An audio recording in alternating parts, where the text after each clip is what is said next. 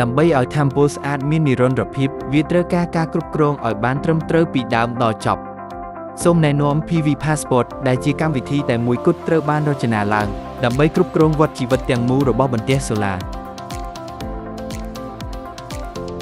ការចាប់ផ្ដើមគឺងាយស្រួលទោះបីជាអ្នកចង់ចូលប្រើតាមរយៈ Google, Apple ID ឬចុះឈ្មោះជាមួយ email ធម្មតាប្រព័ន្ធរបស់យើងគាំទ្រវាដើម្បីធានាថាការចូលប្រើទិន្នន័យរបស់អ្នកលឿននិងមានសុវត្ថិភាពបំផុត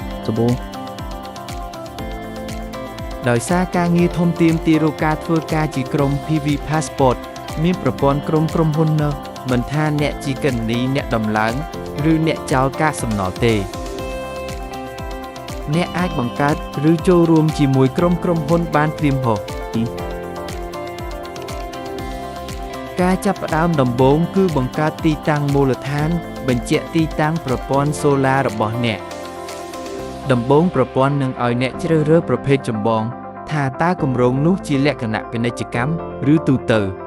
បន្ទាប់មកអ្នកអាចជ្រើសរើសប្រភេទរោងជាក់លាក់ជាងនេះដូចជាលំនៅឋានរោងចក្រមន្ទីរពេទ្យឬអគារការិយាល័យដើម្បីធានាថាប្រព័ន្ធរបស់យើងអាចដាក់ក្រុមនិងរក្សាទុកទិន្នន័យបានត្រឹមត្រូវទៅតាមការប្រើប្រាស់ជាក់ស្ដែងនៃទីតាំងនីមួយៗនៅពេលដែលទីតាំងត្រូវបានបង្កើតជំហានបន្ទាប់គឺត្រូវកត់ត្រាប្រតិបត្តិការដំឡើងហើយ PV Passport មិនត្រឹមតែរក្សាទុកទិន្នន័យបន្ទះសូឡាប៉ុណ្ណោះទេប៉ុន្តែអ្នកក៏អាចបន្ថែមព័ត៌មានអំពី inverter ឬថ្មដែលបានប្រើផងដែរ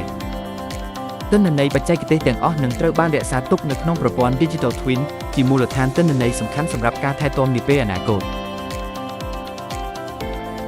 នៅពេលដែលដល់ពេលដែលត្រូវបញ្ឈប់ការប្រើប្រាស់ឬផ្លាស់ប្ដូរឧបករណ៍ភារកិច្ចនេះធ្លាក់ទៅលើអ្នកចោលកាកសំណល់ឬអ្នកដោះចេញអ្វីដែលអស្ចារ្យនោះគឺក្រុមចោលកាកសំណល់មិនបាច់ខាតពេលបញ្ចូលទិន្នន័យម្ដងទៀតទេគ្រាន់តែ scan QR code ទីតាំងមូលដ្ឋានហើយប្រព័ន្ធនឹងទាញយកប្រតិបត្តិការនៃការដំឡើងមកភ្លាមមកអ្នកអាចជ្រើសរើសឧបករណ៍ពីបញ្ជីដើមដើម្បីបង្កើតប្រតិបត្តិការដោះចេញបានយ៉ាងត្រឹមត្រូវធ្វើឲ្យយើងដឹងយ៉ាងច្បាស់ថាមានរបស់អ្វីខ្លះដែលត្រូវបានដោះចេញបន្ទាប់គឺដំណើរការកែច្នៃឡើងវិញដែលជាផ្នែកសំខាន់នៃសេដ្ឋកិច្ចវិលជុំយើងបែងចែកការងារជា3ជំហានងាយយកទី1គឺការប្រមូលផ្ដុំចាប់ផ្ដើមដោយការកត់ត្រាឧបករណ៍ដែលទទួលបានទីកន្លែងដែលវាមកពីនិងបរិមាណដើម្បីទុកជាមូលដ្ឋានទិន្នន័យចម្បង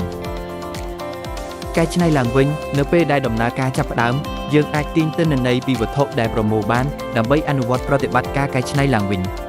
អ្នកអាចជ្រើសរើសបរិមាណទាំងមូលឬបំបែកវាជាវគ្គរហូតដល់អ្វីត្រូវបានដំណើរការរួចរាល់ការសង្គ្រោះយកមកវិញគឺជាជំហានចុងក្រោយដែលយើងកត់ត្រានៅសម្ភារៈមានតម្លៃដែលយើងទទួលបានមកវិញដោយកំណត់អត្តសញ្ញាណប្រភេទនិងបរិមាណដើម្បីផ្ទៀងផ្ទាត់ភាពជោគជ័យនៃដំណើរការកែច្នៃឡើងវិញ